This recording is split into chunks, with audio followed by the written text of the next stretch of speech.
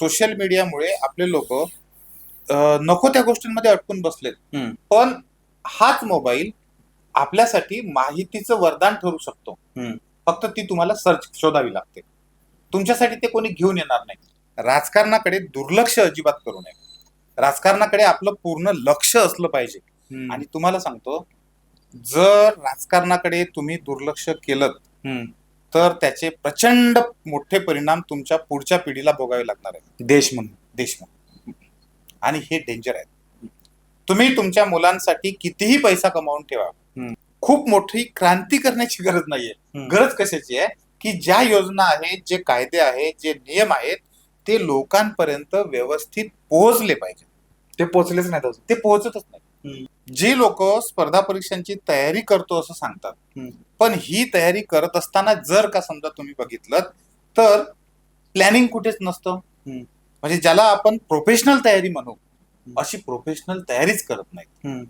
जेवढे लोक फॉर्म भरतात परीक्षेला जाण्यासाठीचे, त्यातले निम्म्यापेक्षा जास्त लोक हे वर्षभरामध्ये दोनच कामं करतात. एक परीक्षेचा फॉर्म भरतात आणि दुसरे परीक्षेला जातात. म्हणजे स्पर्धा परीक्षेमध्ये काय येतं तर आभाळाच्या खालचं सगळं येतं. पण तुम्हाला काय वाचायचं, त्याच्यापेक्षा काय नाही वाचायचं हे जर का कळलं नसेल तर तुम्ही स्पर्धा परीक्षा कधीच यशस्वी होऊ शकणार नाही. महाराष्ट्रातली बहुतांश मुलं ही एमपीएससी युपीएससीच्या पलीकडे स्पर्धा परीक्षा हे समजतच नाहीत. तुम्हाला सांगतो, स्पर्धा परीक्षेमध्ये जवळजवळ सगळ्या विषयांचा आपल्याला अभ्यास करावा लागतो. आणि हा अभ्यास जर त्याने यूज करायचा म्हटला तर तो दुसऱ्या कुठल्याही क्षेत्रामध्ये खूप चांगला यशस्वी होऊ शकतो. मात्र त्याचा विश्वास स्वतःवर असला पाहिजे. मी बरेचदा 12-12 तास 14-14 तास सारखा प्रवासामध्ये असतो, वेगवेगळ्या कामात असतो, पण मला कधीही असं जाणवलं नाही की ह्या निगेटिव्ह गोष्टींचा परिणाम आपल्यावर होतोय. आणि मला असं वाटतं की त्याचं कारण फक्त एकमेवच आहे, मी स्वतःवरचा फोकस कधीच ढळू दिला नाही.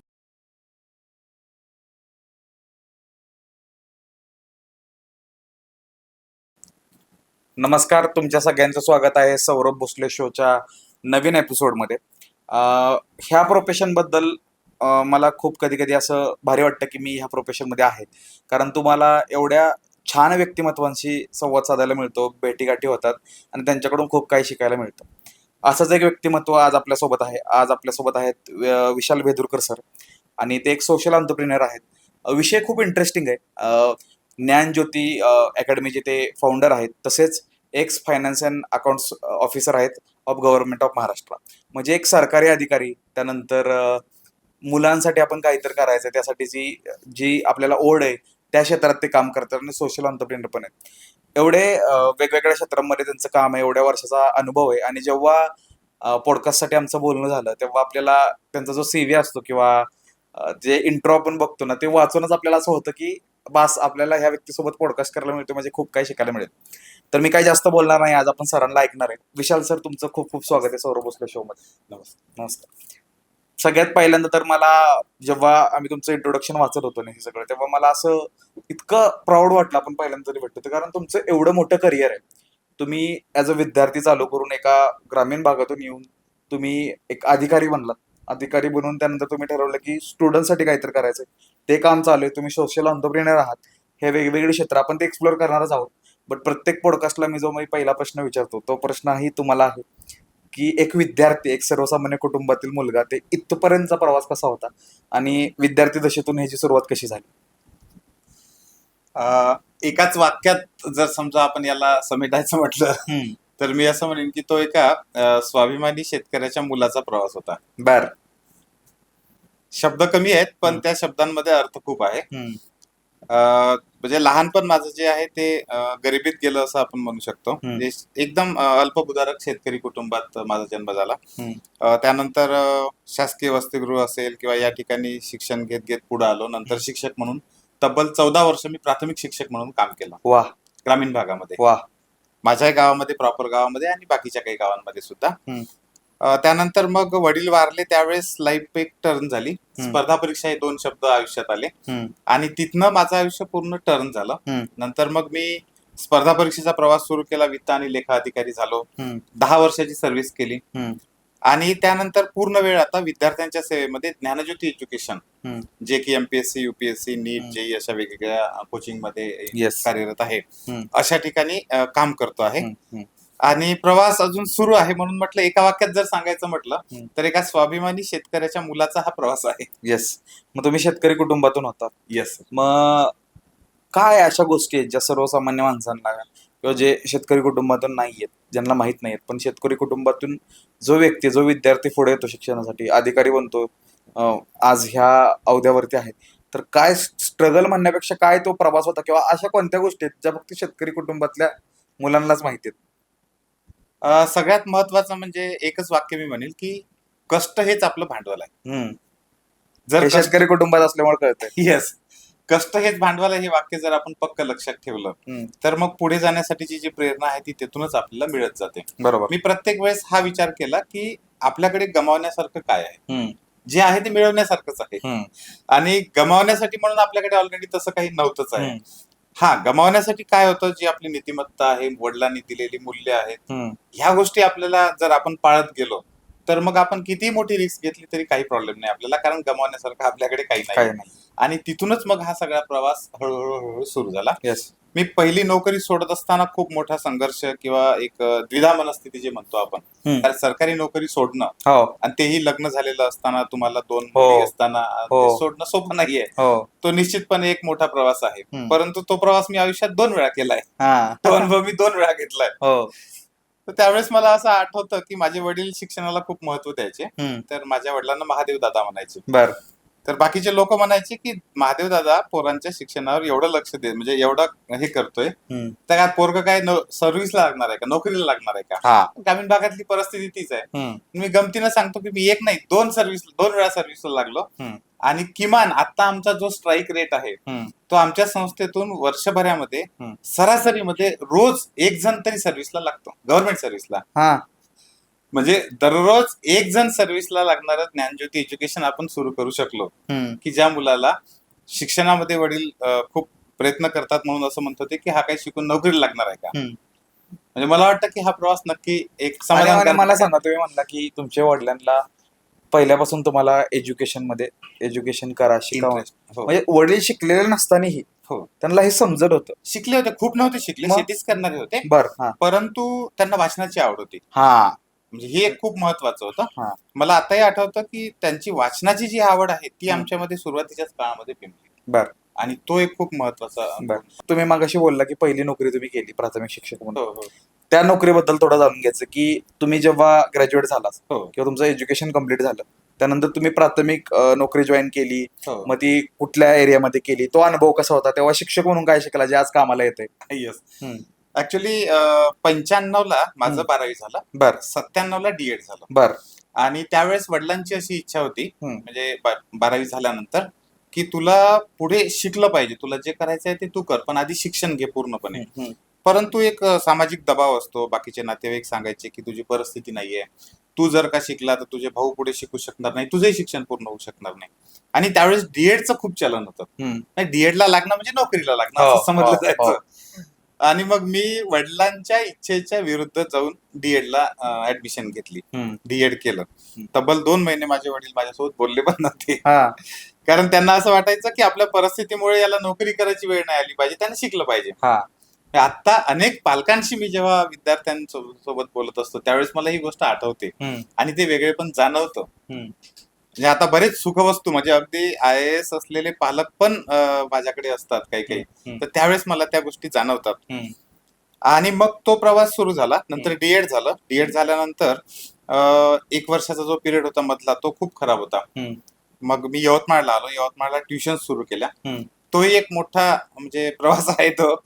ट्युशन सुरू केल्या, त्यानंतर जिल्हा निवड मंडळ असायचं त्यावेळेस, तिथनं माझी निवड झाली प्राथमिक शिक्षक म्हणून. आणि 11 ऑगस्ट 1998 माझी पहिली नोकरी सुरू झाली, वयाच्या 21व्या वर्षी. जस्ट 20 वर्ष पूर्ण झाले होते आणि 21व्या वर्षी माझी पहिली नोकरी होती. आणि तिथनं मग तो प्रवास सुरू झाला. तो साधारणतः 2007-08 पर्यंत नॉर्मल होता. 6ला माझ्या वडिलांचं निधन झालं. आणि 7-8ला मला पहिल्यांदा असं वाटलं की आपण कुठंतरी वडिलांचं जे स्वप्न होतं, कारण आपण म्हणतो ना की जोपर्यंत सोबत असतात तोपर्यंत किंमत कळत नाही.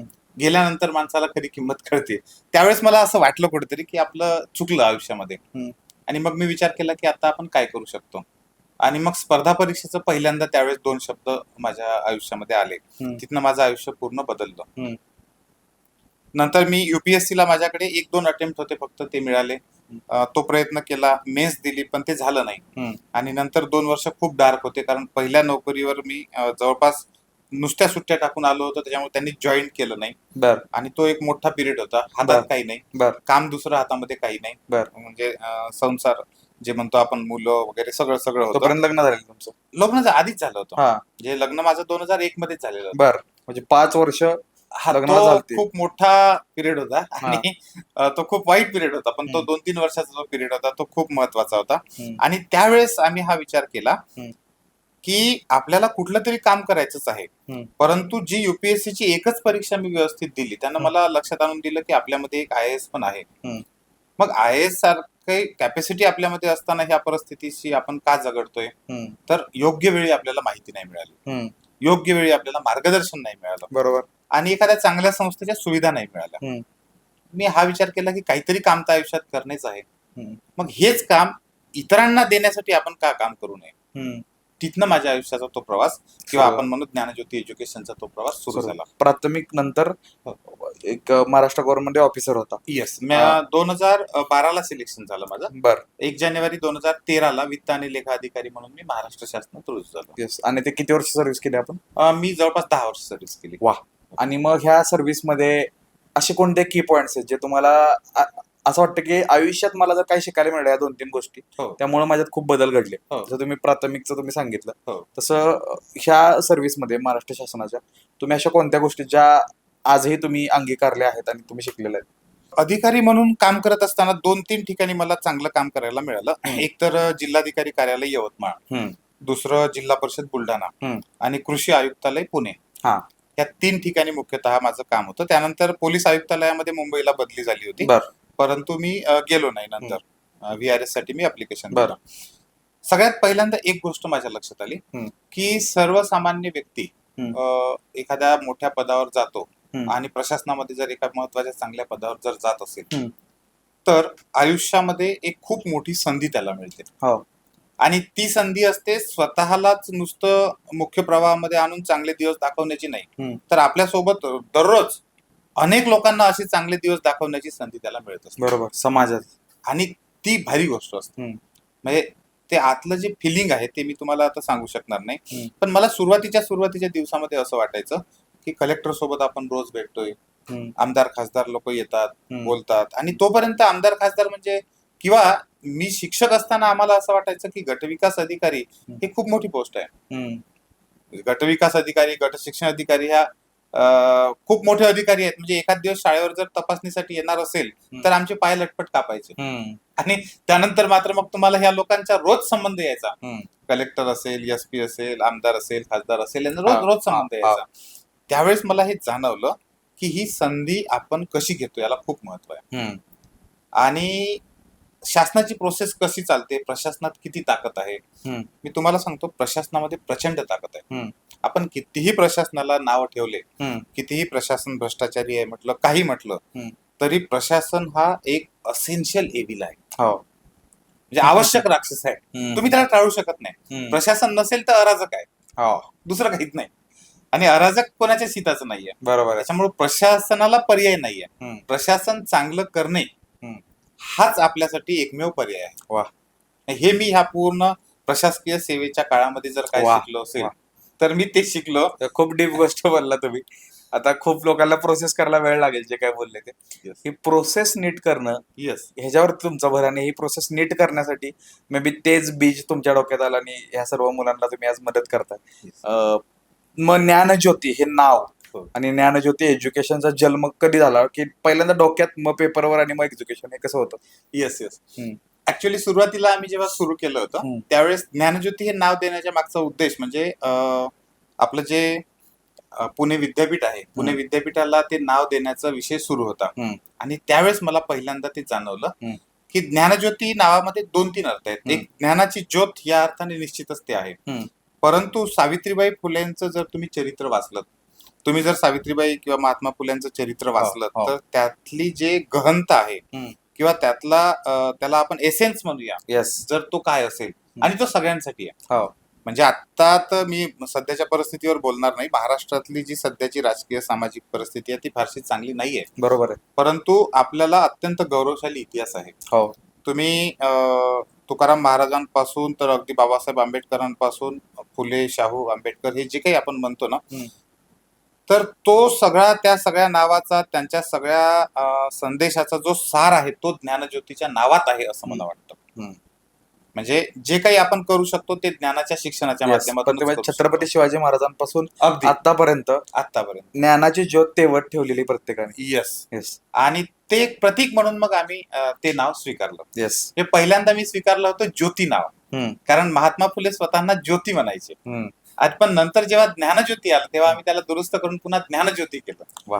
आणि ते केलं तेव्हा मला खरंच समाधान वाटलं की या नावामध्ये अगदी छत्रपती शिवाजी महाराजांपासून आतापर्यंतची सगळी परंपरा त्या नावात लपलेली आहे असं मला कुठेतरी ते जाणवलं. येस. आणि आता मग कोणत्या कोणत्या डोमेन मध्ये ज्ञानज्योती एज्युकेशन काम करतंय? सध्या तर एमपीएससी, युपीएससी स्पर्धा परीक्षा सगळ्या. बर. अगदी स्टॉप सिलेक्शन कमिशन पासून आपलं दिल्लीला सेंटर आहे. बर. पुण्यामध्ये 2 सेंटर आहे. बर. अमरावती, नागपूर, यवतमाळ अशा ठिकाणी पण सेंटर्स आहेत. एकूण 6 सेंटर्स आहेत सध्या. वा. त्याशिवाय ऑनलाईन स्वरूपामध्ये बरंचसं काम चालतं. बर. दिल्लीला सेंटर सुरू करण्याच्या मागचा उद्देश हा होता की महाराष्ट्रातली बहुतांश मुलं ही एमपीएससी, युपीएससीच्या पलीकडे स्पर्धा परीक्षा आहे समजतच नाहीत. बर. स्टॉप सिलेक्शन कमिशन सारख्या परीक्षा आहेत. बर. रेल्वे सारख्या परीक्षा आहेत. भरपूर परीक्षा आहेत ज्याला आपण वन डे एक्झाम म्हणतो.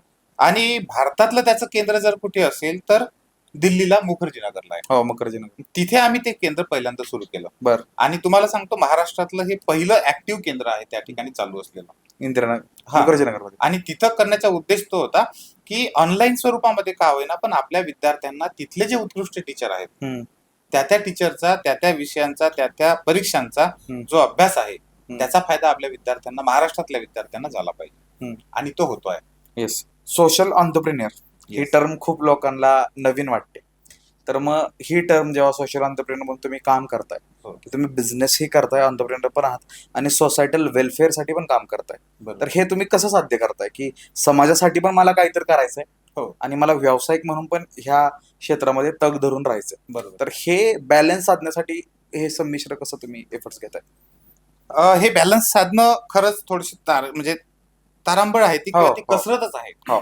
परंतु एक गोष्ट आपण लक्षात घेतली पाहिजे की ह्या दोन्ही गोष्टी आजच्या काळामध्ये तेवढ्याच गरजेच्या आहेत. अगदी बरोबर. आपल्याला महात्मा फुल्यांनी स्वतः सांगितलं, महात्मा फुले स्वतः उद्योजक होते. बाबासाहेब आंबेडकर स्वतः उद्योजक होते. उद्योजकाकडे जे आवश्यक असते ती दृष्टी जर तुम्ही छत्रपती शिवरायांच्या पूर्ण इतिहासाचा व्यवस्थित अभ्यास केला तर तुम्हाला ती दृष्टी दिसेल. हे जे किल्ले महाराजांनी बांधले आणि जी माणसं घडवली, जे ऑर्गनायझेशन घडवलं, ह्युमन रिसोर्स मॅनेजमेंट जे महाराजांनी केलं ते जगातला कुठलाही उद्योजक आतापर्यंत करू शकला नाही. एवढं मोठं महाराजांनी ते केलेलं आहे. म्हणजे हे आपल्या रक्तात आहेच. फक्त काळानुसार आपल्याला त्याला थोडसा एक स्वरूप बदललंय.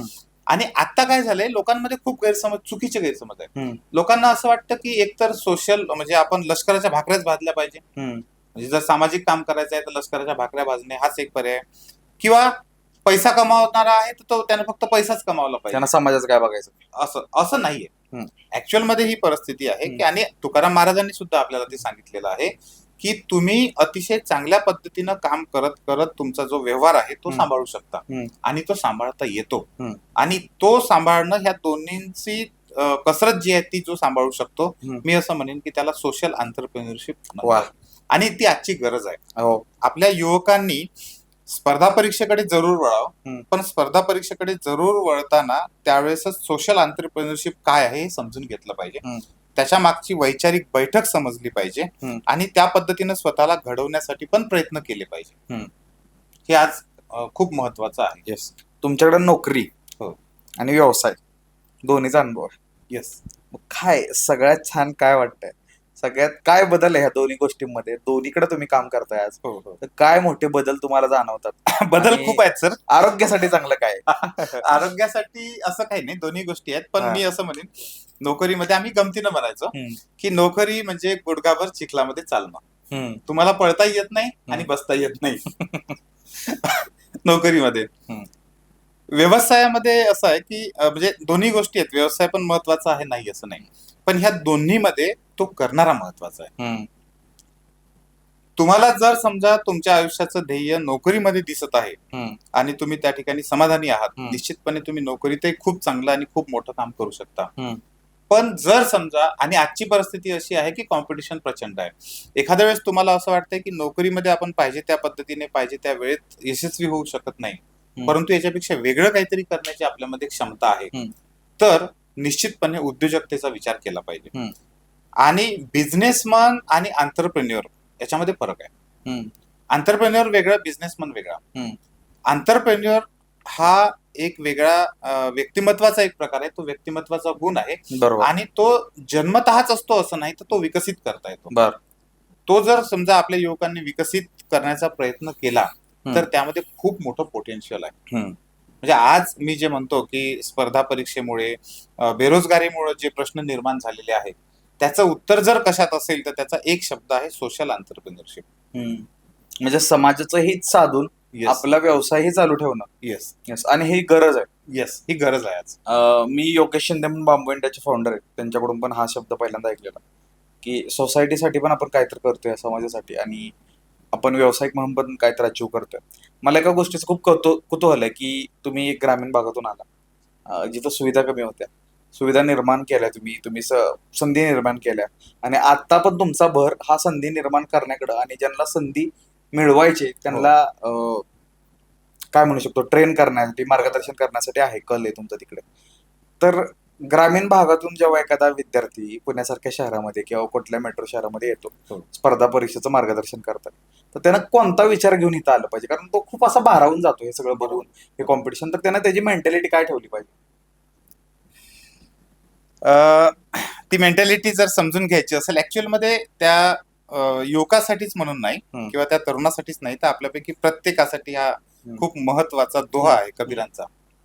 कबीराच्या एका दोह्यामध्ये असं म्हटलंय, म्हणजे ते आता पूर्ण मी तुम्हाला सांगू शकणार नाही, मला ते पाठ नाहीये, परंतु त्याचा अर्थ काय आहे की जातं असतं आपलं, त्या जात्यामध्ये दाणे टाकले जातात आणि ते दाणे भरडल्या जातात दोन जात्याच्या मतामध्ये, परंतु त्या जात्याला जो अक्ष असतो त्या अक्षाला लागून जे दाणे राहतात ते मात्र ते दोन जाते फिरत असून सुद्धा सुरक्षित राहतात. म्हणजे जगामध्ये खूप निगेटिव्ह परिस्थिती आहे, निश्चितपणे आहे.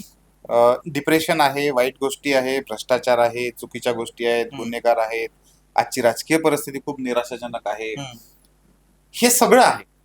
याच्यामध्ये बाहेर येणारा माणूस जो आहे तो भरडला जाऊ शकतो, परंतु ज्याने स्वतःचा अक्ष ओळखला, स्वतःचा अक्ष म्हणजे काय, स्वतःचं व्यक्तिमत्व.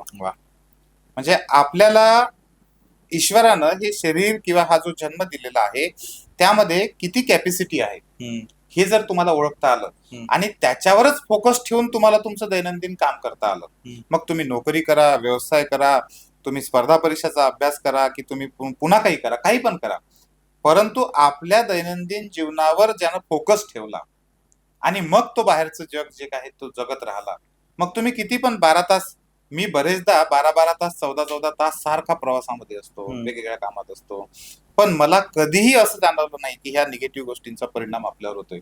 आणि मला असं वाटतं की त्याचं कारण फक्त एकमेवच आहे, मी स्वतःवरचा फोकस कधीच ढळू दिला नाही. आपल्या मनात विचार काय येतात, आपण कुठल्या गोष्टीची आकांक्षा आपल्याला आहे, काय करावं असं आपल्याला वाटतं, आपल्यातली एनर्जी कुठं कमी होते, कुठं जास्त होते, हे जेव्हा आपल्याला कळतं तेव्हा बाहेरच्या निगेटिव्ह गोष्टी तुमच्यावर प्रभाव नाही टाकू शकत. बरोबर.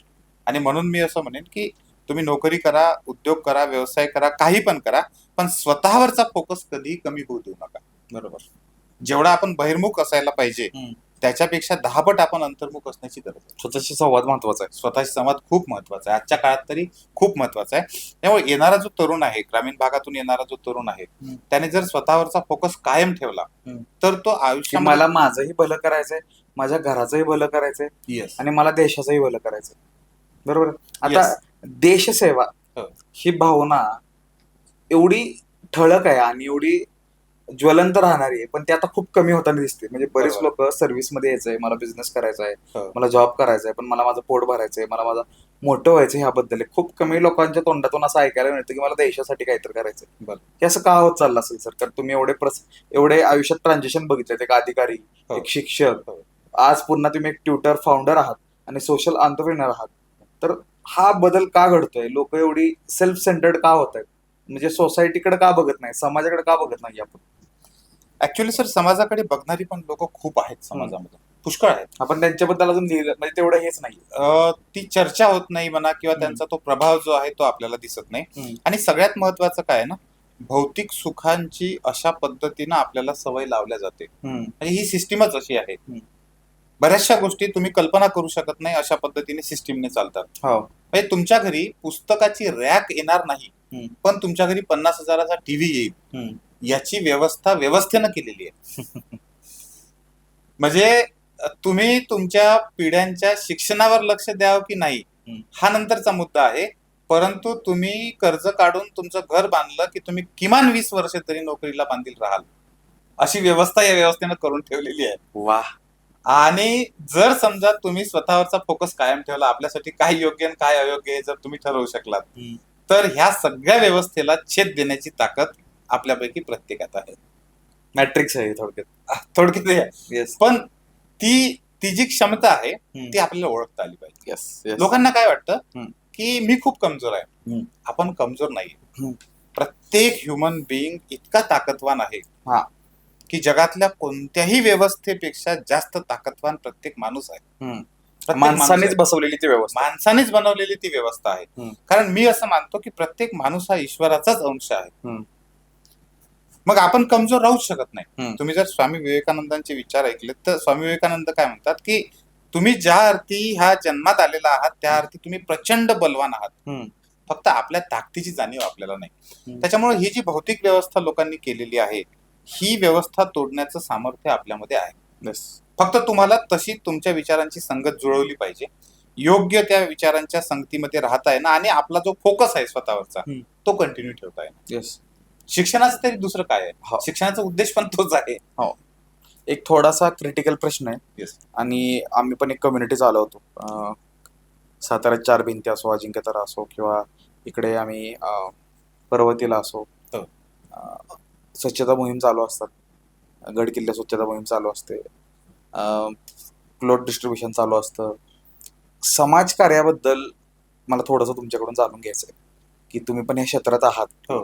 आणि तुम्ही तर समाजकार्य प्रत्येक स्वरूपात केलेलं आहे. शिक्षक म्हणजे ज्ञानाच्या रूपानं तुम्ही समाजकार्य केलं, त्यानंतर अधिकारी म्हणून तुम्ही सगळ्यांना जस्टिसच्या रूपानं समाजकार्य केलं, आणि आज पुन्हा एकदा सोशल एंटरप्रेन्योर म्हणून तुम्ही नोकरी उपलब्ध करून देताय, ज्ञान उपलब्ध करून देताय, त्या हिशोबानं समाजकार्य करताय. प्रत्येक भारतीयाने समाजकार्य केन प्रकारेनं माझ्या हाताने घडावं, ह्यासाठी कसे प्रयत्न करावेत आणि समाजकार्य प्रत्येकाच्या हातून घडणं का गरजेचं आहे आजच्या काळात, ह्या 2024 मध्ये? ऍक्च्युली सर समाजकार्याबद्दल आपल्या कन्सेप्ट खूप चुकीच्या आहेत. आता 15 ऑगस्ट समोरच आहे. लोकांना देशभक्ती म्हणजे काय वाटतं की एक आपण सिम्बॉलिझम जो म्हणतो ना आपण, एक सिम्बॉल आपण एका झेंडा हातात घेतला किंवा त्या विशिष्ट याच्यात केलं किंवा त्या विशिष्ट दिवशी झेंडा वंदनला गेलो की आपण देशभक्ती करतो, पॅट्रियोटिक गाणी लावली. ऍक्च्युअली मध्ये तुम्हाला खरं सांगा, आपल्या देशामध्ये देशाची सेवा करणारा प्रत्येक व्यक्ती आहे. तो कुठेही काम करत असू द्या, तो शेतात काम करत असू द्या, तो कुठेही मजुरी करत असू द्या, हमाली करत असू द्या, कुठेही काम करत असू द्या, तो जर त्याच्या कामाशी प्रामाणिक राहून काम करत असेल तर तो देशाच्या एकाच वेळेस देशासाठी पण काम करतोय. आणि मला एक सांगा, डॉक्टर बाबासाहेब आंबेडकरांनी काम केलं, महात्मा फुल्यांनी काम केलं, सावित्रीमाईंनी काम केलं, छत्रपती शिवाजी महाराजांनी एवढं मोठं स्वराज्य उभं केलं, तेव्हा त्यांनी कुठं देशसेवेचा आव्हान लावला होता? त्यांनी कोणाला सांगितलं मी देशसेवा करतोय म्हणून करायचं आहे असं म्हटलं का त्यांनी? कधी नाही. त्यांनी आपल्या आयुष्याचं ते ध्येय ठरवलं आणि त्यांच्या आयुष्यात त्यांना जे समजलं की हे माझ्या आयुष्याचं ध्येय आहे, हे मी करू शकतो आणि हे मी केलं पाहिजे. बाबासाहेबांना ते कळलं, छत्रपती शिवरायांना ते जेव्हा कळलं आणि त्यांनी त्याच्यासाठी सर्वस्व झोकून देऊन ते केलं. आव नाही आणला मी करतोय म्हणून. त्यांनी काही त्याच्यामध्ये कुठेही मी देशसेवा करतोय, मी कोणावर उपकार करतोय, मी कोणासाठी करतोय असा कुठेही आव नव्हता. कुठल्याही थोर महापुरुषाचं चरित्र तुम्ही काढा, हम्म. कुठल्याही थोर महापुरुषाने कधीही ह्या गोष्टीचा गवगवा केला नाही की मी समाजसेवा करतोय, की मी लोकांना सुधारण्याचं काम करतोय, मी देशसेवा करतोय. हे ज्यांनी नाही केलं ना त्यांनी खूप गवगवा केला. येस. जर तुम्ही इतिहास थोडा थोडा व्यवस्थित वाचायला शिकलात तर तुमच्या लक्षात येईल. त्यांचं काम कमी आहे पण त्यावेळीचा PR खूप जास्त आहे. हा, की त्यांनी ब्रँडिंग त्यांचं आणि तसं केलं. दुर्दैवाने त्या व्यक्ती गेल्यानंतर आपल्याला त्याचं महत्व कळलं की ज्यांचं म्हणजे कार्य किती मोठं होतं, किती मोठं होतं. तो व्यक्ती गेल्यावर समजलं. म्हणजे मी आताही जेव्हा छत्रपती शिवरायांचं चरित्र वाचत असतो, बरे वेगवेगळे पुस्तकं येतात, वेगवेगळे हे असतात, तेव्हा अनेकदा झोप लागत नाही, आपल्या अंगावर काठा उभा राहतो की हा विचार कसा आला असेल. म्हणजे जो विचार किंवा सावित्रीबाई फुल्यांनी ज्या समाजाने त्यांना वाळीत टाकलं, त्यांच्यावर शेणमाती टाकली, त्या समाजाचा मुलगा जेव्हा त्याला लागण झाली आणि त्याला त्या न्यायाचं काम पडलं, तेव्हा त्यांनी आपल्या जीवाची पर्वा न करता त्याला पाठपुली बसवून त्याला करून ते घेऊन गेले. ही एवढ्या लेवलची समाजसेवा, आणि समाजसेवा या शब्दाचं त्यांना माहित पण नसल किंवा त्याचा त्यांनी कधी उल्लेख पण केला नाही, तर त्या लोकांनी हे केलं. मी माणूस म्हणून माझी जबाबदारी पार पडतो बस. त्यांना ते स्वतःचं काम वाटलं आणि त्यांनी ते केलं. ही खरंच ग्रेट गोष्ट आहे. म्हणून मी असं म्हणेन की पहिल्यांदा आपण जे करतोय ते काम चांगलं करणे, आणि जर तुम्हाला वाटत असेल की हे काम माझं नाहीये तर स्वतःच्या कामाचा शोध घेणे. स्वतःच्या कामाशी प्रामाणिक राहणे. Yes. माझ्यासाठी जे काम बनलंय ते शोधणे, त्यात डेडिकेशन देणे, ही देशसेवा आहे. ही खरी देशसेवा आहे. म्हणजे इथे चहा विकणारा असो, हा, तो ऑनेस्टली देतोय, सरकारला इनडायरेक्टली टॅक्स देतोय, येस, देशसेवा करतोय. आज कोण तर थकून हारून त्याच्याकडे येतोय, त्याला आसरा देतोय, सहारा देतोय, देशसेवा आहे. अगदी. म्हणजे हे असं काय एकदम असं फॅन्सी गोष्ट नाहीये, तुमच्या छोट्या छोट्या गोष्टींमधून पण होते. उलट तुम्ही जेव्हा फॅन्सी करायला जाता तेव्हा शोभाजी ती शोभा होते, आणि तुम्ही एका अर्थाने ती चुकीचं काम करता. ती शोभा करण्याची गोष्ट नाही, ती रक्तात आणण्याची गोष्ट आहे. आणि ते आपल्या रक्तात आणण्यासाठी आपलं काम चांगल्या पद्धतीने करणे, आपल्या चांगल्या कामाचा शोध घेणे, हीच आपली देशसेवा आहे. मस्त. ह्या विषयांवर तर आपण बोलतोय आणि मला अशा खूप म्हणजे माझ्या डोळ्यापुढे या गोष्टी आहेत, पण मला याबद्दल ज्ञानच नव्हतं असं वाटतं. तुम्ही ते आता त्याच्यावर प्रकाश टाकताय, आणि मला दोन्ही गोष्टींमध्ये पॅरलल जायचंय. एक MPSC UPSC आणि तुमचं जे फील्ड आहे आता, की जे मुलांना तुम्ही मदत करताय त्यांचं ध्येय गाठायला, प्लस आपलं सोशल एंटरप्रेन्योरशिपचं. थोडंसं मला MPSC UPSC कडं वळताना आज पण आम्ही एक पॉडकास्ट केला, तेव्हा पण प्रश्न सेम विचारला. मी तुम्हाला विचारतो की सर, माहिती आहे मुलांना की कमी जागा आहेत, बरोबर, आणि एवढे ऍप्लिकेंट आहेत, तरी पण ही काय गोष्ट आहे त्या मुलांमध्ये की त्यांना वाटतं की नाही माझा नंबर लागेल आणि मला करायचं. ही अशी कोणती गोष्ट आहे त्या प्रत्येक ऍस्पायरंट मध्ये जी तुम्हाला जाणवले की त्यांना माहिती नाही ती जागा माझ्यासाठीच आहे, एक लागते ना एक माझ्याकडे? बरोबर. मग अशी काय खासियत वाटते तुम्हाला MPSC UPSCच्या मुलांमध्ये? MPSC UPSC या क्षेत्रामध्ये सर खरं सांगतो तुम्हाला, मिथ्स खूप आहेत. फॅक्ट्स ज्या आहेत त्या खूप कमी लोकांना माहिती आहेत. लोकांना असं वाटतं की स्पर्धा परीक्षेमध्ये स्पर्धा प्रचंड आहे. कारण काय, तर कारण जागा कमी असतात आणि खूप जास्त लोक फॉर्म भरतात. पण तुम्हाला माहिती आहे की खूप जास्त लोक फॉर्म का भरतात? जेवढे लोक फॉर्म भरतात परीक्षेला जाण्यासाठीचे, त्यातले निम्म्यापेक्षा जास्त लोक हे वर्षभरामध्ये 2च कामं करतात. एक परीक्षेचा फॉर्म भरतात आणि दुसरे परीक्षेला जातात. त्याच्या व्यतिरिक्त तिसरं काही काम करतात, अभ्यास नाही. असे खूप विद्यार्थी आहेत. माझा जवळजवळ 14 वर्षाचा हा सगळा प्रवास आहे. म्हणजे 2007-08 पासून आतापर्यंतचा असे अनेक विद्यार्थी आहेत जे फॉर्म भरतात, परीक्षेला जातात, आणि त्यातले काही असे आहेत जे फॉर्म भरतात, परीक्षेला पण जात नाहीत, किंवा 2 पेपरची परीक्षा असेल तर एका पेपरला जातात, दुसऱ्या पेपरला जाण्याचं सुद्धा कष्ट घेत नाहीत. ती गर्दी भरपूर आहे, खूप मोठी आहे, प्रचंड आहे. हे माहित नाही होतं. दुसरं, जे लोक स्पर्धा परीक्षांची तयारी करतो असं सांगतात, पण ही तयारी करत असताना जर का समजा तुम्ही बघितलं तर प्लॅनिंग कुठेच नसतं. म्हणजे ज्याला आपण प्रोफेशनल तयारी म्हणू, अशी प्रोफेशनल तयारीच करत नाहीत. मला हा प्रश्न पडला होता काही दिवसाच्या आधी की इंजिनिअरिंगचे मुलं सगळ्यात जास्त यादीमध्ये, सिलेक्शनच्या यादीमध्ये का बरं असतात? खरंच इंजिनिअरिंगचे मुलं तेवढ्या जास्त प्रमाणामध्ये बसतात का परीक्षेला? मग माझ्या असं लक्षात आलं की इंजिनिअरिंगचे मुलं तेवढ्या प्रमाणात परीक्षेला बसत नाहीत, पण ते जास्त यशस्वी होतात. कारण इंजिनिअरिंग करत असताना त्यांना प्रोफेशनली अभ्यास करणं म्हणजे काय, सिस्टमॅटिक अभ्यास. सिस्टमॅटिक. मी 3 शब्द नेहमी सांगतो सगळ्यांना हम्म. की तुमचा अभ्यास सिलेक्टिव्ह पाहिजे, हम्म. सिस्टमॅटिक पाहिजे हम्म. आणि तो ऑर्गनाइज पाहिजे. जो इंजिनियर करतोय आता. जो इंजिनियरच्या मुलांना ऑलरेडी इंजिनिअरिंग करताना समजून येतो. हम्म. आणि हे सिस्टमॅटिक सिलेक्टिव्ह माझ्या आकाशवाणीवर मुलाखती झाल्या होत्या, हम्म. त्यामध्ये मी 3 शब्द खूप व्यवस्थित समजून सांगितले होते. जर तुमचा अभ्यास सिलेक्टिव्ह नसेल, हम्म. म्हणजे स्पर्धा परीक्षेमध्ये काय येतं तर आभाळाच्या खालचं सगळं येतं. पण तुम्हाला काय वाचायचं त्याच्यापेक्षा काय नाही वाचायचं हे जर का कळलं नसेल तर तुम्ही स्पर्धा परीक्षा कधीच यशस्वी होऊ शकणार नाही. तुम्हाला हे कळलं पाहिजे की हे माझ्या कामाचं आहे की नाही. जरी दिसते तसं तरी ते कामाचं आहे की नाही. म्हणजे सिलेक्टिव्ह होता आलं पाहिजे. सिस्टमॅटिक म्हणजे काय की अभ्यासाची एक आपली पद्धत आहे. दुर्दैवानं काय होतं आपल्या ह्या व्यवस्थेमध्ये इतिहास शिकवला जातो, भूगोल शिकवला जातो, सायन्स शिकवलं जातं, गणित शिकवलं जातं, पण अभ्यास करायचा कसा हे शिकवलं जात नाही. अभ्यास करायचा कसा, अभ्यास करणं म्हणजे काय. अनेक लोकांना वाटतं की वाचन करणं म्हणजेच अभ्यास. असं नाहीये. अभ्यास वाचन करणं ही एक पद्धत आहे अभ्यासाची, पण वाचनासोबत अभ्यासाच्या अनेक पद्धती आहेत. आम्ही SQ3R पासून तर अनेक गोष्टी मुलांना सांगत असतो. हे अभ्यास कसा करायचा याच्यामध्ये सिस्टमॅटिक शब्दाचं रहस्य लपलेलं आहे आणि तो ऑर्गनाइज असला पाहिजे. ऑर्गनाइजचं थोडक्यात काय आहे की प्रोफेशनली अभ्यास करणाऱ्या मुलाला हे माहित पाहिजे की सर या सिलेबस मध्ये इतके पॉइंट आहेत आणि यातला हा पॉइंट आहे, ज्या पॉइंटचं मटेरियल माझ्याकडे आहे पण मी ते अजून वाचलेलं नाहीये, किंवा ते वाचलेलं आहे सर पण मी त्याची रिव्हिजन अजून केलेली नाहीये, त्याच्यावरचे प्रश्न अजून सोडवलेले नाहीये.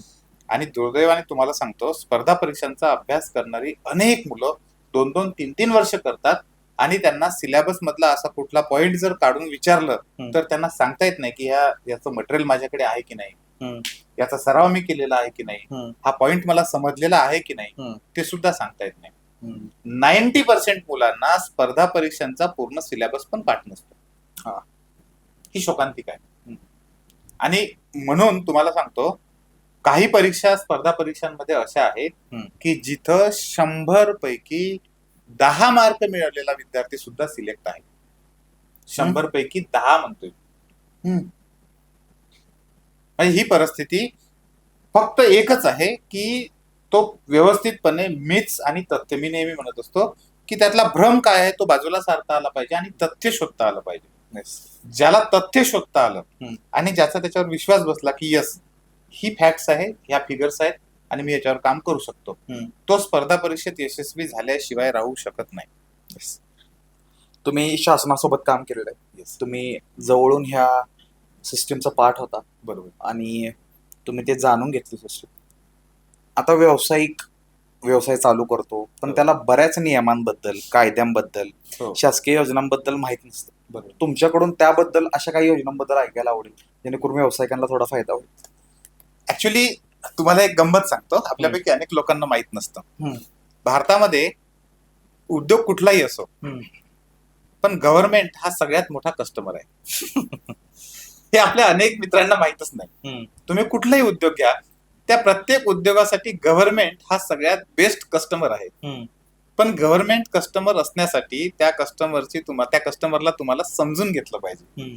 आता त्या कस्टमरला समजून घ्यायचं आहे म्हणजे काय की जो उद्योग व्यवसाय आपण करतो आहे त्याचे नियम काय आहेत, कायदे काय आहेत, त्याला एका चौकटीमध्ये आपल्याला बसवता आलं पाहिजे आणि तो व्यवसाय फायद्यात आणण्याच्या दृष्टीने सुद्धा हे गरजेचंच आहे.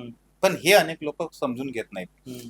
म्हणजे तुम्हाला सांगतो मी कृषी आयुक्तालयाला काम करत असताना एक गोष्ट माझ्या लक्षात आली की पंतप्रधान अन्न प्रक्रिया उद्योग नावाचे आहेत किंवा मुख्यमंत्री अन्न प्रक्रिया उद्योग सारख्या योजना आहेत, खूप साऱ्या योजना आहेत. ह्या योजनांचे फायदे जे प्रस्थापित लोक आहेत, ऑलरेडी त्यांचा समाज किंवा ते त्या व्यवसायामध्ये सेट झालेले आहेत, हेच लोक सगळ्यात जास्त उचलतात. असं का? कारण ज्यांच्यासाठी ह्या योजना आहेत त्यांना याची माहितीच नसते. ज्या तरुणांसाठीच्या ह्या योजना आहेत की ह्या योजनांचा फायदा घेऊन, आता आपल्याकडे बीज भांडवल योजना आहे. बीज भांडवल योजनेचा अर्थच 99% लोकांना माहित नसतो की बीज भांडवल आहे कशासाठी. मग त्याचा फायदा कोण घेतं की ज्यांना बीज भांडवलाची गरजच नाहीये, ज्यांच्या बापदाद्यांनी त्यांच्यासाठी भांडवल कमावून ठेवलेलं आहे, तर तेच लोक बीज भांडवल योजनेचा फायदा घेतात. ज्यांच्या आपल्यासारखे जे लोक आहेत, जे तळागाळातून आलेले आहेत, त्यांना खऱ्या अर्थानं भांडवल नाही म्हणून ते व्यवसाय करू शकत नाहीत, त्या लोकांसाठीच्या योजनांचा फायदा आज दुर्दैवानं हे जे लोक आहेत जे ऑलरेडी त्या सगळं मिळून बसलेले आहेत हम्म. ते लोक घेत आहेत. हम्म. आणि मी सांगतो की आपल्या भारतामध्ये खूप मोठी क्रांती करण्याची गरज नाहीये. हम्म. गरज कशाची आहे की ज्या योजना आहेत, जे कायदे आहेत, जे नियम आहेत ते लोकांपर्यंत व्यवस्थित पोहोचले पाहिजे. ते पोहोचलेच नाहीत अजून. ते पोहोचतच नाही, अजून पोहोचलेले नाहीयेत. हम्म. आणि ज्या लोकांना पोहोचलेले आहेत त्यांनी आपलं पोट भरून ते शांत बसलेले आहेत. बाकीचे तसेच राहिलेले आहेत. त्यांना पुढे आपण आता तुम्हाला सांगतो, आपण आरक्षण म्हणतो. हम्म. कोणत्याही जातीचं आरक्षण घ्या, कोणत्याही जातीचं, हम्म. अगदी शेड्यूल कास्ट पासून, शेड्यूल ट्राईब्स पासून, ओबीसी पासून, कुठल्याही जातीचं आरक्षण घ्या. जर तुम्ही मागच्या 50-60 वर्षाचा इतिहास बघितला तर प्रत्येक समाज घटकामधल्या काही लोकांनी आरक्षणाचे फायदे घेऊन स्वतःपुरतं तेवढं झालंय. पण त्या लोकांनी उरलेले जे लोक आहेत आपल्या समाजातले, आपल्याच जातीतले, त्यांच्यासाठी काय केलेलं आहे हे जर शोधायचा प्रयत्न केला तर खूपच नकारार्थी उत्तर मिळतं. आणि ही विषण्ण परिस्थिती आहे. बाबासाहेब आंबेडकरांनी जेव्हा आरक्षणा संदर्भामध्ये संसदेमध्ये भाषणं केली ना, त्यावेळेस त्यांनी एक गोष्ट सांगितली होती की ज्या लोकांना आरक्षणाचा फायदा मिळाला आहे त्या लोकांनी आपल्याला फायदा मिळाल्यानंतर आपल्या जातीतल्या किंवा आपल्या याच्यातल्या लोकांना जर त्याचा फायदा मिळावा याच्यासाठी काही प्रयत्न नाही केला, लोकशिक्षण नाही दिलं, प्रसार नाही केला, तर खऱ्या अर्थानं आरक्षणाचा फायदा कधीच होणार नाही. लोकशिक्षण महत्वाचं. लोकशिक्षण खूप महत्वाचं आहे. व्यावसायिक जो व्यवसाय करणारा आहे, व्यवसाय करणाऱ्याने शासनाचे नियम काय आहेत, योजना काय आहेत, कायदे काय आहेत, त्यांचा मी कशा पद्धतीनं फायदा घेऊ शकतो, एक लक्षात घ्या. शासन म्हणतो आपण कितीही मोठं असलं तरी कोणीही तुम्हाला आपणहून येऊन माहिती सांगणार नाही. ती माहिती आपल्या प्रत्येक युवकानं शोधली पाहिजे. व्यवसाय करणारा आहे, शेती करणारा कोणी पण असेल, त्या प्रत्येकानं हा विचार केला पाहिजे की माझ्यासाठी कुठल्या कुठल्या योजना आहेत आणि त्यापर्यंत मी कसा पोहोचेल. तुमच्यापर्यंत कोणीतरी टीव्हीवर एखादी जाहिरात येईल, पेपरमध्ये एखादी जाहिरात येईल, कोणीतरी मला सांगायला येईल आणि मग मला माहित होईल. ही कन्सेप्ट आज चुकीची आहे.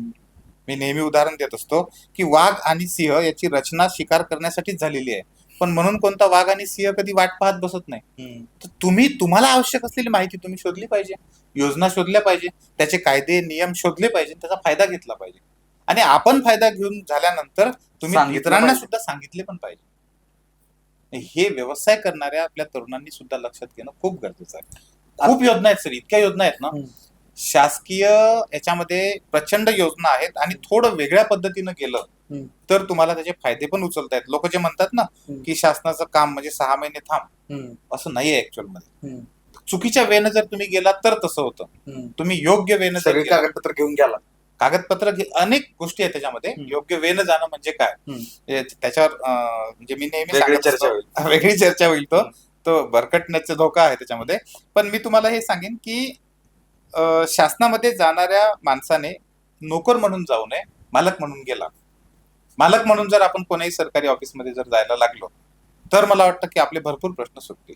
वा, आपण जातोय असं, आमचं काम तेवढं घेऊन आपण आपल्या नोकराकडे त्याचा नोकर होऊन जातो. हा, तो सरकारनं बसवलेला आपल्यासाठीचा नोकर आहे. त्याच्यामुळे ही भावना आपण पहिल्यांदा मनात जागृत केली पाहिजे की कलेक्टर जरी असेल तरी तो नोकर आहे माझा, नागरिकाचा तो नोकर आहे. आपल्या सगळ्या कायद्यांचा बाप म्हणजे आपलं संविधान आहे. आणि आपल्या संविधानानं त्या संविधानाचा स्त्रोत कोणाला दिलाय तर जनतेला, सर्वसामान्य नागरिकाला, जो की आपण आहोत.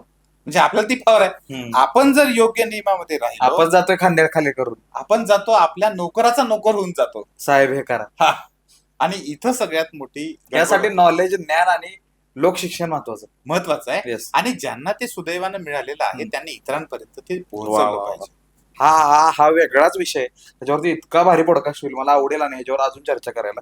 पण बरेच मुद्दे आहेत आपल्याला, आपण नंतर यावर कधीतरी चर्चा करून. कारण हे एवढं फॅसिनेटिंग आहे, हे कधी विचारच नाही केला की आपण म्हणतो ना, हे नाही माझं कचेरीत काम आहे जरा किंवा काम आहे जरा माझं. अरे तिथे ते बसले तुझं काम करायला, तू एवढ्या वेळेनं जर तसं घेतलंस तर तू ऑलरेडी शोल्डर डाऊन करून तिथे गेलेला आहे आणि ते अवघडच होणार आहे. सर म्हणजे थोडस इंटरप्ट करतो तुम्हाला. पण 10 वर्ष शासनामध्ये काम करत असताना आणि त्याच्या आधी 14 वर्ष प्राथमिक शिक्षकही असताना कुठे ना कुठे संबंध येतच होता. एक गोष्ट माझ्या लक्षात आली की शासनामध्ये तुम्हाला पाहिजे तसं झुकवता येतं, पण तुम्हाला ती ट्रिक साधली पाहिजे. आणि म्हणजे तुम्ही मालक आहात ह्या एका शब्दामध्ये सगळं आलं. प्रत्येकाने हे लक्षात जर घेतलं की मी मालक आहे. ते म्हणतात ना, शिक्षण ज्याच्याकडे आहे हा. त्याला सगळं माहितीये कसं काय Yes. करायचं. येस. त्यानं पुरेपूर शिक्षण घेतलं. हा. आता शासनाच्या व्यवसायाबद्दल असे काही धोरणं किंवा असे काही योजना आहेत का ज्या सामान्य व्यावसायिकाला माहित पाहिजे, की जे माहित पाहिजे म्हणजे माहित पण नाहीये तशा? येस. हम्म. प्रत्येक क्षेत्रात आहे. हम्म. एकही असं क्षेत्र नाही हम्म. कुठलंही अगदी. हम्म. समजा आता आपण मोठ्या प्रमाणामध्ये शेतकरी पुत्र जे आहेत त्यांच्यासाठी आपण जो विचार करतो नेहमी की कृषी प्रक्रिया उद्योग. हम्म. कृषी प्रक्रिया उद्योगामध्ये कितीतरी योजना आहेत. हम्म. केंद्र शासनाच्या वेगळ्या आहेत, हम्म. राज्य शासनाच्या वेगळ्या आहेत, हम्म. काही काही स्थानिक स्वराज्य संस्था ज्या काम करतात त्यांच्या आपापल्या योजना असतात. ह्या योजनांचा खऱ्या अर्थानं जर फायदा करून घ्यायचा म्हण या लोकांनी जर करून घ्या, आणि आता ते सहज शक्य आहे. आपल्या प्रत्येकाकडे मोबाईल आहे. अगदी तुम्ही ग्रामीण भागात राहत असाल, खेड्यात राहत असाल, तुमच्याकडे मोबाईल आहे आणि शासनाची प्रत्येक डिपार्टमेंटची आपली वेबसाईट आहे. हम्म. ठीक आहे, तुम्हाला पुरेपूर नॉलेज त्या ठिकाणी मिळणार नाही, हम्म. पण तुम्हाला भनक लागू शकते की मी ह्या व्यवसायामध्ये आहे आणि हा व्यवसाय ह्या योजनेअंतर्गत येऊ शकतो. हम्म. बाकीची माहिती तुम्ही डिटेलमध्ये घेऊ शकता. हम्म. इतके माहितीवर म्हणजे दुर्दैवाने आज काय झालंय, सोशल मीडियामुळे आपले लोक नको त्या गोष्टींमध्ये अटकून बसलेत. हम्म. पण हाच मोबाईल आपल्यासाठी माहितीचं वरदान ठरू शकतो. हम्म. फक्त ती तुम्हाला सर्च शोधावी लागते. तुमच्यासाठी ते कोणी घेऊन येणार नाही. तुम्हाला तुम्ही समजा आज एखादा कपडा किंवा तुम्हाला एखादी गाडी घ्यायची असेल तर तुम्ही थोडंसं सर्च केलं तर तुम्हाला खूप साऱ्या गाडीच्या जाहिराती दिसतील. पण तुम्ही समजा अमुक एखादा उद्योग करताय तर त्या उद्योगाला लागू असलेल्या शासनाच्या योजना कोणीही आपणहून तुमच्यापर्यंत आणणार नाही. हम्म. त्या तुम्हाला सर्च कराव्या लागतील. हम्म. आणि असं प्रत्येक उद्योगामध्ये असणाऱ्या, इव्हन मला सांगा, स्पर्धा परीक्षेमध्ये विद्यार्थी अभ्यास करतात, लाखो रुपये भरून क्लास करतात. हम्म. स्पर्धा परीक्षेचं प्रशिक्षण देणाऱ्या किती संस्था राज्यात आहेत? भरपूर आहेत. हम्म. सारथी आहे, महाज्योती आहे, हो. बार्टी आहे, हो. अगदी अमृत सारखी योजना आहे, हो. TRTI सारखी आहे. प्रत्येक समाज गटांसाठी अगदी ओपन पासून हो. प्रत्येकासाठीची आहे. पण किती लोकांना हे माहित असतं? अनेक लोकांना माहितच नसतं. हम्म. त्याच्याशिवाय सगळ्या समाज घटकांसाठी आधारित Pre-IAS ट्रेनिंग सेंटर आहेत. हा. त्याचा किती लोक फायदा घेतात? नाही घेत. त्याच्याही शिवाय अशा अनेक गोष्टी आहेत की जे विद्यार्थी याचा फायदा घेऊ शकतात. तुम्हाला माहित आहे, जिल्हा नियोजन समिती प्रत्येक जिल्ह्यात आहे. हो. जिल्हा नियोजन समितीमध्ये एक 4-5% जो निधी असतो तो विशेष योजनेसाठी असतो. हम्म. त्या जिल्ह्यातल्या तरुणांनी हम्म. जर समजा त्या जिल्ह्यातल्या तरुणांनी त्या कलेक्टरला, तिथल्या पालकमंत्र्यावर जर दबाव टाकला की हा जो विशेष निधी आहे तो स्पर्धा परीक्षा देणाऱ्या विद्यार्थ्यांच्या हितासाठी कामी आला पाहिजे, हम्म. तर मोठ्या प्रमाणात प्रत्येक जिल्ह्यामध्ये अत्यंत सुंदर असे केंद्र उभे होऊ शकतील. पण नाही करत आहे कोण. कोणी करत नाही. कारण काय? कारण प्रत्येकाला काय वाटतं, मला मिळालं बस झालं, हम्म. याच्या पलीकडे जायलाच तयार. तो कुठलाही समाज असो काय असो. आणि त्याच्यामुळे आज करोडो रुपयाचा निधी आहे परंतु काम नाही अशी परिस्थिती आहे. पडून आहे निधी. पडून आहे, अनेक ठिकाणचा पडून आहे. किंवा अनेक चुकीच्या ठिकाणी, म्हणजे आज इथं फरशा बसवलेल्या असतात, 6 महिन्यानंतर त्या काढून टाकतात, तिथं दुसऱ्या फरशा बसवतात भर कॉन्ट्रॅक्ट. आणि तिकडे 25 वर्ष 30 वर्ष अनेक गावं असे आहेत की त्या गावातल्या बाया अजूनही अशी खूप परिस्थिती आहे. म्हणजे बोलायला गेलं त्याच्यात खूप नाही, आहे. नाही, आणि तुम्ही हे जवळून अनुभवलेले म्हणून तर मला ह्या ज्या गोष्टी आहेत ना, ह्या पॉडकास्टच्या माध्यमातून जेव्हा सर्वसामान्य माणसांपर्यंत जातील की अरे आपल्याला आपल्या संविधानानं सांगितलेलं आहे, ह्याच्यावर कितीतरी पिक्चर आले, कितीतरी भाषणं झाली, पुस्तकं आली की अरे सर्वसामान्य नागरिक हाच स्तंभ आहे येस. या पूर्ण सिस्टीमचा, ह्या शासनाचा, आणि त्याच्याच हातात पावर. हे आपण विसरतो नेहमी. तो विसर पडतो तेव्हा मग मला वाटतं अधोगती चालू होती. आणि आता थोडंसं मला परत एमपीसी युपीसी कडे यायचं. सर, जेव्हा एखादा मुलगा फेल होतो ना, म्हणजे 3-4 वर्ष तो ट्राय करतो किंवा अटेम्प्ट घेतो आणि तो जेव्हा गावाकडे जातो ना, तर त्याकडे एका चुकीच्या नजरेनं बघण्यात येतं. बरोबर. की हा काय झालं का तुझं, गेलता ना पुण्याला, काय होतंय, बापाचा पैसा वाया घालवला. मग त्यावेळी जर एखाद्या मुलाला कळलं की नाही माझ्यासाठी नाही एमपीसी युपीसी, बरोबर. त्याला कळलंय की आता मी बॅकडाऊन केलं पाहिजे, तर त्या मुलानं कसं सावरावं स्वतःला? या ठिकाणी मी तुम्हाला खूप सुंदर हे सांगतो की स्पर्धा परीक्षा असू द्या की कुठलंही क्षेत्र असू द्या, अपयशी समजा तुम्ही झालो आणि अपयशी झाल्यानंतर तुम्ही जर का स्वतःला अपराधी समजण्याची तुमच्यामध्ये सवय लागली तर तुम्हाला आयुष्यामध्ये तुम्ही कितीही मोठे यशस्वी झालात तरी तुम्हाला कोणी वाचवू शकत नाही. अपराध नाही केलेला तुम्ही अपराध नाही केले, तुम्ही प्रामाणिक प्रयत्न केलेत हे जर तुम्हाला माहित असेल की मी पूर्ण प्रामाणिक प्रयत्न केलेत पण मी अपयशी झालो, तर तुम्हाला कोणालाही घाबरण्याची किंवा कोण काय म्हणतं याला हे समजण्याची गरज नाही. दुसरी महत्वाची गोष्ट अशी याच्यामध्ये की प्रत्येकाने हे लक्षात घेतलं पाहिजे की जेव्हा एक दरवाजा बंद होतो तेव्हा 1000 दरवाजे उघडतात. प्रत्येकाच्या आयुष्याचं हे सत्य परिस्थिती आहे. जर समजा यदाकदाचित स्पर्धा परीक्षेला तेवढ्या पिरियडमध्ये तुम्हाला अपयश आलेलं असेल तर असं नाही की तुम्ही सगळ्याच गोष्टीमध्ये अपयशी झालात. मुळात आपण ज्या चुका केल्यात तर त्या चुका दुरुस्त करण्याची तुम्हाला संधी असते. जर समजा ती संधी नसेल तर दुसऱ्या अनेक संधी तुमच्यासाठी उपलब्ध होतात. तुम्हाला सांगतो स्पर्धा परीक्षेमध्ये जवळजवळ सगळ्या विषयांचा आपल्याला अभ्यास करावा लागतो. आणि हा अभ्यास जर त्याने यूज करायचा म्हटला तर तो दुसऱ्या कुठल्याही क्षेत्रामध्ये खूप चांगला यशस्वी होऊ शकतो. मात्र त्याचा विश्वास स्वतःवर असला पाहिजे. मी नेहमी उदाहरण देत असतो की उडणारा जो पक्षी आहे तो कधी काळजी करत नाही की ही फांदी तुटून जाईल का, ते फांदी हे होईल का. कारण काय, त्याला त्या फांदीचं माहित नसतं पण त्याला माहित असतं त्याच्या म्हणजे पंखांवर त्याचा विश्वास असतो. आपले पंख काय आहेत, आपलं नॉलेज, आपलं स्किल. युवकांनी स्पर्धा परीक्षेचा अभ्यास करताना स्किलचं नॉलेज का घेऊ नये. मी नेहमी म्हणतो की IAS चा अभ्यास करणारा विद्यार्थी आहे त्याने मोटर रिवायडिंगचं शिक्षण घेतलं तर काय चुकीचं आहे. त्याला लोक हसतात. कारण आपल्या लोकांनाच खऱ्या अर्थाने हे माहित नाही. आपल्या लोकांना असं वाटतं की हा मोटर रिवायडिंगचं शिक्षण घेतोय का, तो काय चांबड्याच्या वस्तू तयार करतोय का. पण तुम्हाला माहिती आहे का, चांबड्याच्या वस्तू तयार करणारे लोक सुद्धा अरबपती करोडपती आहेत. अनेक लोक आहेत, किती मोठे ब्रँड्स आहेत, किती मोठे मोठे ब्रँड्स आहेत. म्हणजे उद्योजकता, सोशल एंटरप्रेन्योरशिप, उद्योजकतेसाठीच्या आवश्यक गोष्टी, कुठली कौशल्य आपण शिकू शकतो. आणि कौशल्य शिकण्यासाठी शासनाने अनेक योजना आणलेल्या आहेत, फ्री ऑफ कॉस्ट आहेत. उलट शिकण्यासाठी तुम्हाला पैसे मिळतात. तुम्हाला पैसे मिळतात की आणि त्यात अनेक सॉफ्ट स्किल पण आपल्याला शिकता येतात. पण अनेक तरुण याचा विचारच करत. आपल्या तरुणांमध्ये एक खूप मोठी उणीव मला जाणवली. महाराष्ट्रातल्या बऱ्याच तरुणांना असं वाटतं की आपण स्पर्धा परीक्षेचा अभ्यास करतो आहे तर आपण दुसरं काही करायचं नाही. असं नाहीये. माझं स्वतःचं निरीक्षण असं आहे की कुठलाही विद्यार्थी 8 तासापेक्षा जास्त वेळ क्वालिटी अभ्यास करू शकत नाही. क्वालिटी अभ्यास. मग 8 तासानंतर उरलेला वेळ तुम्ही काय करता, तुम्ही असंच घालवता. मग तो वेळ तुम्ही कौशल्य विकासामध्ये दिला आणि तुमच्या आयुष्यामध्ये काही असो, काही पण असो, तुम्हाला आवडणारं कुठलंही तुम्ही करा ना. तुम्हाला जे कुठलं कौशल्य आवडत असेल ते करा, पण ते शिकून घ्यायला काय प्रॉब्लेम आहे. ऍटलिस्ट तो छंद जोपासा किंवा काही करा जे तुम्हाला त्या स्ट्रेस मधून बाहेर काढू शकतं. आणि स्पर्धा परीक्षांमध्ये तुम्ही नवीन म्हणजे जो काळानुसार जे बदल आहे ना ते बघितले पाहिजे. मी ज्यावेळेस स्पर्धा परीक्षा पास केली त्यावेळेची अशी सिच्युएशन असायची की सर्वसाधारणपणे 2-3 वर्ष अभ्यास केला की लागून जायचं. 3-4 वर्ष खूप झाले समजा. पण चुकीच्या पद्धतीने जर अभ्यास केला तर तो माणूस 10-10 वर्ष पण राहायचा. आणि असे अनेक लोक राहिलेले आहेत.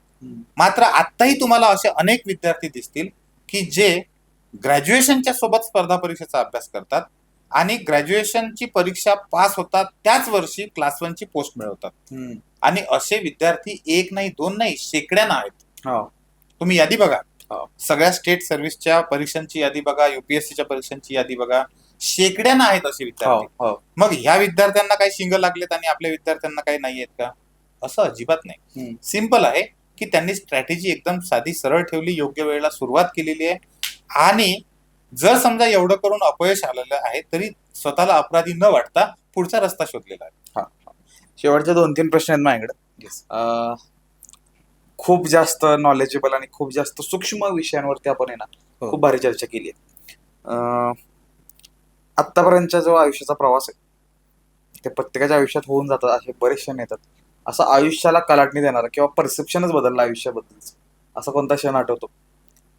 मला वाटतं स्पर्धा परीक्षा माझ्या आयुष्यामध्ये जेव्हापासून आली तो खऱ्या अर्थानं मला माझ्या आयुष्याचा टर्निंग पॉइंट वाटतो. आणि तुमच्यातली तुम्हाला पॉवर समजली. मला लक्षात आलं की आपण काय करू शकतो.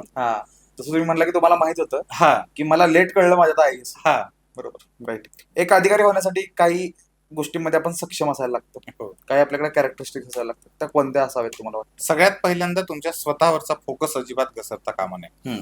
दुसरं महत्वाचं आहे अभ्यासू वृत्ती ठेवली पाहिजे. अभ्यासू वृत्ती म्हणजे फक्त पुस्तक वाचून अभ्यास करणे म्हणजे अभ्यासू वृत्ती नाही. तुम्हाला आजूबाजूच्या लोकांकडे पाहूनही शिकता आलं पाहिजे. तुम्हाला परिस्थितीचा अभ्यास करता आला पाहिजे. तुम्हाला जर परिस्थितीचा, माणसांचा अभ्यास करता आला हम्म. तर पुस्तकांपेक्षा जास्त तुम्ही शिकू शकता. अभ्यासू वृत्ती जर असली तर प्रशासनात गेल्यानंतरही तुम्ही खऱ्या अर्थानं चांगले राहू शकता. येस हे खूप महत्वाचं आहे. येस. आणि शेवटचं पण खूप महत्वाचं आहे, पेशन्स. पेशन्स खूप महत्वाचं. पेशन्स तुम्हाला प्रत्येक क्षेत्रात पाहिजे, पण आणि ते स्पर्धा ठेवले परीक्षेमध्ये पाहिजे, नक्कीच ठेवले नाही तर मग आयुष्य शिकवतंय वेळ. येस. येस. अजून एक गोष्ट सर, म्हणजे हा प्रश्न माझ्या क्यू कार्ड मध्ये पण नाहीये ना, कुठल्या चेकलिस्ट मध्ये नाहीये. तुमचं वय काय सर आता? 46. 46. तुम्ही 46 वर्षाचे. हो. तुम्ही आज तेवढ्याच डेडिकेशननी काम करताय. तुम्ही वेगवेगळ्या क्षेत्रांमध्ये काम केलंय. तुम्हाला आयुष्यामध्ये स्वतःला जे काही दाखवायचं होतं की मला हे करायचं ते मी केलेले, फॅमिलीसाठी केलेले, तरीही एवढी एनर्जी तुम्ही कुठून आणताय आणि हे स्ट्रेस जे असते हो. ती कशी मॅनेज करता तुम्ही? एकदम हसमुख आहे, आत आल्यापासून आपण हसऱ्या चेहऱ्याने बोलतोय. हे कसं तुम्ही कॅरी करताय? मला असं वाटतं की दुसरं काही वेगळं कारण नाहीये, पण आपलं आयुष्य जगत असतानाच हे जे मी म्हटलं तुम्हाला, खुल्या मनानं सगळीकडे पाहता येणं, हम्म. हे खूप महत्वाचं आहे. आणि जेव्हा आपल्याला हे कळतं हम्म. की आपण काहीतरी करू शकतो, हम्म. तेव्हा आपोआप एनर्जी येते. हम्म. जर आपण काही करू शकतो हे तुम्हाला समजलंच नाही हम्म. तर ती एनर्जी आतल्या आत मरून जाते. हम्म. माझ्याही आयुष्यामध्ये असे अनेक वर्ष मी गेलेले आहेत, नाही असं नाही. हम्म. पण ज्यावेळेस मला पहिल्यांदा असं वाटलं, हम्म. आणि खऱ्या अर्थानं तुम्हाला सांगतो, वाचनाने माझ्या आयुष्यात खूप फरक पडला. हम्म. वाचनामुळे माझ्या लक्षात आलं की आपण पण काही ना काही करू शकतो. हम्म. आणि तिथून आयुष्यात बदललं. हम्म. आणि मग तिथूनच आपल्याला हे जे आपण म्हणतो एनर्जी टिकवून ठेवणं आहे किंवा आहे, हे टिकवून ठेवण्याचा वेगळा कधी प्रयत्न करावाच लागला नाही, कारण ती येत गेली. आपोआप येत गेली. हम्म. तुम्ही तुमच्या आवडीचं काम जेव्हा करता ना, तेव्हा तुम्हाला कधीही एनर्जी मुद्दाम म्हणून टिकवून ठेवावी लागत नाही. हम्म. थोडंसं मॅनेजमेंट तर सगळ्यांना करावं लागतं. हम्म. तुम्ही कितीही आवडीचं काम केलं तरी तुम्हाला भूक लागणार नाही असं होत नाही, भूक हम्म. लागणारच आहे. पण तुम्हाला तुमचं आवडीचं काम करत असताना तुमची भूक हरपून तुम्ही काम करू शकता, हे पण तेवढंच खरं आहे. येस. एक शेवटी आपण एक रॅपिड फायर घेऊया. येस. मी काही प्रश्न विचारले त्याचे तुम्ही एक क्विक आन्सर द्या. या प्रवासात काही अशी खंत राहिली आहे का? खंत एकच आहे हम्म. की हा सगळा प्रवास पाहण्यासाठी वडील नाहीये. हम्म. कारण माझ्या मित्रांनाही मी यावेळेस सांगेन, तुम्हालाही सांगतो, आई वडील ही आपल्या सगळ्यांच्या आयुष्यातली अशी गोष्ट आहे जी परत मिळत नाही. हम्म. त्याच्यामुळे मी असं सांगेन की तुम्ही काही पण करा, विद्यार्थी असा, तरुण, स्पर्धा परीक्षेचा अभ्यास करा, उद्योजक असा, कोणी पण असा, पण आई वडिलांना जपा. हम्म. नसल्यानंतर त्यांची किंमत कळते.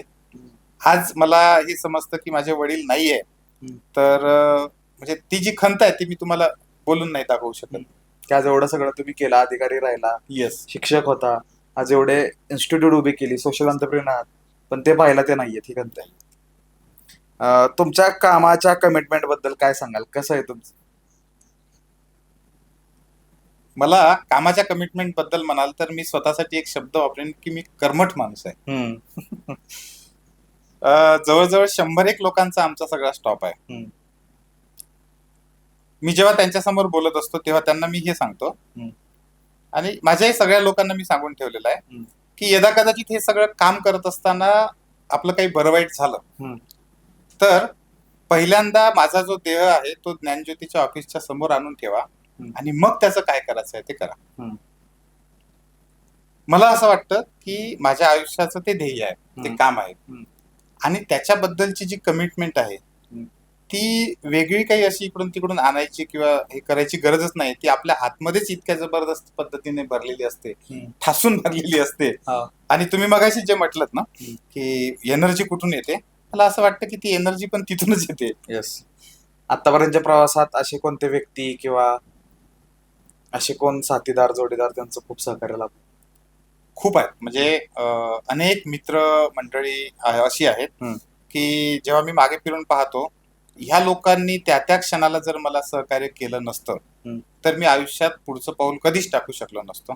अनेक मित्र आहेत, असं स्पेशलाइज कोणाचं नाव पण घेता येणार नाही. अनेक मित्र आहेत, अनेक म्हणजे हितचिंतक ज्याला म्हणूया आपण, असे लोक आहेत. आणि माझ्यासोबत काम करणारे माझे अनेक सहकारी पण आहेत.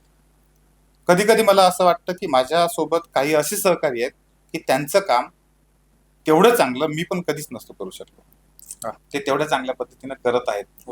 ह्या सगळ्या लोकांचं ऋण व्यक्त करण्यापेक्षा त्यांच्या ऋणात राहणं मला असं वाटतं की जास्त बेटर. शेवटचा प्रश्न आहे, आणि हा प्रश्न नेसेसिटी आहे कारण आपण तो पॉइंट स्किप केला. आजच्या राजकीय परिस्थितीवर आपण भाष्य नाही केलं. तुम्ही एक शिक्षक होता, एक उत्तम अधिकारी होता, सरकारी अधिकारी होता, त्यानंतर आज तुम्ही एक सोशल एंटरप्रेन्योर आहात. युवकांना खूप जवळून बघताय मागचे काही वर्ष झालं, आत्ताही त्यांच्या तुम्ही सानिध्यात आहात. तर तरुणांनी युवकांनी राजकारणात यावं का? हा प्रश्न खूप कॉम्प्लिकेटेड आहे, पण एक सोपं तुम्हाला उत्तर सांगतो. हम्म. राजकारणामध्ये येण्याचं प्रत्येकाची आपली एक वेळ असते. हम्म. येऊ नये असं मी म्हणणार नाही, हम्म. किंवा यायलाच पाहिजे असंही मी म्हणणार नाही. हम्म. परंतु प्रत्येकाची आपली सक्रिय राजकारणात येण्याची एक वेळ असते. हम्म. परंतु प्रत्येकाने पूर्ण वेळ हम्म. राजकारणाकडे दुर्लक्ष अजिबात करू नये. राजकारणाकडे आपलं पूर्ण लक्ष असलं पाहिजे. हम्म. आणि तुम्हाला सांगतो, जर राजकारणाकडे तुम्ही दुर्लक्ष केलं हम्म. तर त्याचे प्रचंड मोठे परिणाम तुमच्या पुढच्या पिढीला भोगावे लागणार आहेत. देश म्हणून. देशमुख. आणि हे डेंजर आहे. तुम्ही तुमच्या मुलांसाठी कितीही पैसा कमावून ठेवा, हम्म. पण तुमच्या देशाची, राज्याची इकॉनॉमिकल, सोशल परिस्थिती जर चांगली नसेल, हम्म. आणि तुम्ही मतदानाचा अधिकार बजावत नसाल, हम्म. आणि तुम्ही जर राजकारणाकडे दुर्लक्ष करत असाल, हम्म. तर तुमच्या मुलांना त्याचा काहीही फायदा होणार नाही. आणि असे अनेक कुटुंब मी बघितलेले आहेत, जे परदेशात गेलेत, सेटल झालेत, त्यांच्याकडे खूप सारा पैसा आलाय, हम्म. पण ते समाधानी नाहीत, सुखी नाहीत. हम्म. का? कारण त्यांना हे जाणून चुकलेलं आहे की आपल्या देशात, आपल्या मातीमध्ये राहूनच आपण खूप काही करू शकतो. मात्र त्यासाठी आपल्या राजकारणावर आपण लक्ष ठेवलं पाहिजे. येस. तुम्ही सक्रिय राजकारणात या, नका येऊ, प्रत्येकाची आपापल्या आयुष्यातली वेळ असते, तो त्याचा डिसिजन असतो. परंतु राजकारणाकडे दुर्लक्ष कोणीही करू शकत नाही. जर ते केलं तर त्याची प्रचंड मोठी किंमत आपल्याला चुकवावी लागते. येस. एक जवळजवळ 1.25 तास आपण गप्पा मारल्यात. एक 1.25 तास. मी खूप जास्त की पॉइंट्स घेऊन जातो यातून. एक नागरिक म्हणून मला खूप काही शिकायला मिळालं, आणि मला असं वाटतं की मी कधीतरी शोजमधून अजून एकदा तुम्हाला भेटेनच, आणि शोजमधून थोडं का होईना लोकांपर्यंत ह्या गोष्टी सांगायचा प्रयत्न करेल की अशा बऱ्याच योजना आहेत ज्या आपल्याला माहित नाहीत. बरोबर. आणि आपण तिथं राजा आहोत, एक मतदार म्हणून, नागरिक म्हणून हे समजून घ्यायची आपल्याला खूप गरज आहे.